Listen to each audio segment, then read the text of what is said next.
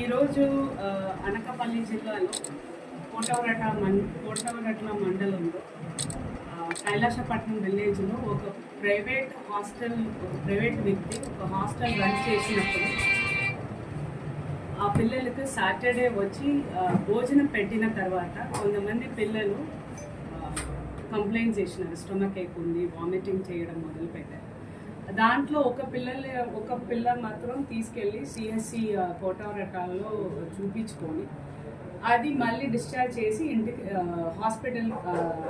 హాస్టల్కి వెళ్ళిపోయిన తర్వాత నెక్స్ట్ డే మార్నింగ్ మళ్ళీ అదే పాస్టర్ 2 పిల్లల్ని తీసుకొని హాస్పిటల్ వచ్చి వాళ్ళకి మళ్ళీ చూపించారు. ఇలాగే వామిటింగ్ చేస్తున్నారు అని కంప్లైంట్ చేసి తర్వాత డాక్టర్స్ ఎగ్జామిన్ చేసి వాళ్ళకి సలైన్ పెట్టించి వాళ్ళని కూడా పేరెంట్స్తో సగా డిశ్చార్జ్ చేయడం జరిగింది.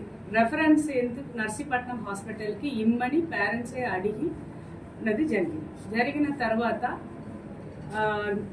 ఈరోజు మార్నింగ్ అంటే మండే రోజు మార్నింగ్ నాకు కలెక్టర్ ఏఎస్ఆర్ గారు ఒక మెసేజ్ ఫార్వర్డ్ చేశారు. ఇలా ఇక్కడ అనకాపల్లి జిల్లాలో జరుగుతున్న ఒక హాస్టల్లో చదివే 2 పిల్లలు చనిపోయారు, అది కూడా ఫుడ్ పాయిజనింగ్ వల్ల, సివియర్ డీహైడ్రేషన్ వల్ల చనిపోయారని మెసేజ్ వచ్చిన తర్వాత మా ఆఫీసర్స్ని ఇక్కడ పంపించడం జరిగింది. జాయింట్ కలెక్టర్ గారు స్వయంగా వచ్చారు, హాస్టల్స్ అన్ని విజిట్ చేశారు. మెయిన్ టైం ఎక్కడెక్కడ పిల్లలు, ఎంతమంది పిల్లలు వీళ్ళు ఈ హాస్టల్లో రెసిడెన్షియల్గా ఉన్న వాళ్ళు అని వాళ్ళ డేటా అన్ని తెచ్చుకోవడం జరిగింది. దాంట్లో 86 పిల్లలు వాళ్ళ దగ్గర ఉన్నారని, ఆ 86లో 20 మందికే ఇలా జరిగింది అని వాళ్ళు చెప్పడం జరిగింది. పోలీసు వాళ్ళ దగ్గర నుంచి మేము డేటా తీసుకొని మళ్ళీ ప్రతి ఒక్క పేరెంట్కి మేము ఫోన్ చేసి వాళ్ళ పిల్లలు ఎక్కడ ఉన్నారు, వాళ్ళు చెప్పిన అడ్రస్ అన్ని కరెక్టా లేదా అని క్రాస్ వెరిఫికేషన్ చేసుకున్న తర్వాత ఈ డేటానే మేము ఏఎస్ఆర్ జిల్లాకు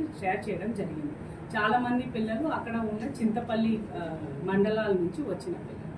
ఏఎస్ఆర్ కలెక్టర్ గారు POITDA ద్వారా ఒక టీం ఏర్పాటు చేసి ప్రతి ఒక్క పిల్లవాడిని ట్రేస్ చేయడం మొదలుపెట్టి బై నౌ మేము 73 చిల్డ్రన్ని హాస్పిటల్లో, వేరియస్ హాస్పిటల్స్లో, KGHలో మాకు 14 చిల్డ్రన్ని రెఫర్ చేశాము. నర్సీపట్నం ఏరియా హాస్టల్లో పిల్లలు ఉన్నారు, అలా CSC కోటవరటాల్లో కొంతమంది పిల్లలు ఉన్నారు. అలాగే మనకి ఏఎస్ఆర్ జిల్లాలో కొన్ని PHCలో పిల్లల్ని పెట్టాము. మొత్తం 73 పిల్లల్ని మేము తీసుకువచ్చి, అంటే అందరికీ సివియర్గా ఏమీ లేదు కానీ ఒక అబ్జర్వేషన్లో ఉంచాలి కాబట్టి వాళ్ళని అక్కడ ఉంచడం జరిగింది. ఇది రికగ్నైజ్డ్ పాఠశాల, మామూలు ఆశ్రమ పాఠశాల అనుమతులు ఉన్నాయి. ఈ పాఠశాలకి వెరిఫికేషన్ చేసిన తర్వాత మేము అసర్టైన్ చేసినది ఏంటంటే దీనికి ఎలాంటి పర్మిషన్స్ అనేది లేదు.